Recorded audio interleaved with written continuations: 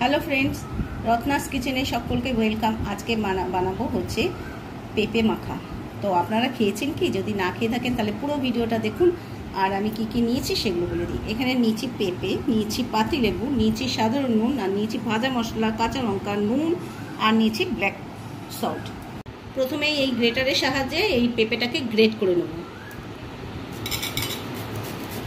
আমি গ্রেট করে নিয়েছি পেঁপে। দেখতে কিন্তু একদম পুরো কাঁচা আমের মতন লাগছে।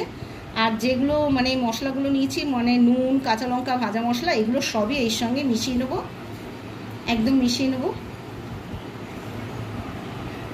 এবার নিয়ে নিচ্ছি মানে বিট নুন অর্থাৎ ব্ল্যাক সল্ট নিয়ে নিচ্ছি। এটা দিলে তো ভীষণ একটা টেস্ট আসে, তো এগুলো নিয়ে নিচ্ছি। বেশ অনেকটাই নিয়ে নিলাম। আর সর্বশেষে হচ্ছে পাতিলেবু দেবো। আপনারা চাইলে এখানে গন্ধরাজি লেবু দিতে পারেন, খুব ভালো গন্ধ হয়। তাই আমি এগুলো সব মিশিয়ে নেবো। লেবুর রস এর সঙ্গে মিশিয়ে নিয়েছি, দারুণ কিন্তু লাগছে। তবে খেয়ে দেখতে হবে, তার আগে আমি পরিবেশন করে দেখাই যে কত সুন্দর লাগছে। একটা বাটি নিয়ে নিয়েছি, বাটির মধ্যে এটা নিয়ে নিচ্ছি। তো সবাই, ঘরের সবাইকে অবশ্যই আপনারা বানিয়ে এটা চা খাবেন। সবাই কিন্তু বলবে ভীষণ একটা ভালো জিনিস।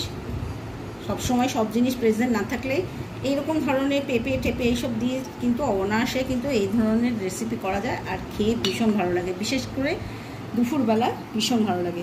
ভালো লাগলে লাইক করে দেবেন, শেয়ার করে দেবেন। আর যারা সাবস্ক্রাইব করছেন না, প্লিজ সাবস্ক্রাইব করে আমার পাশে থাকবেন।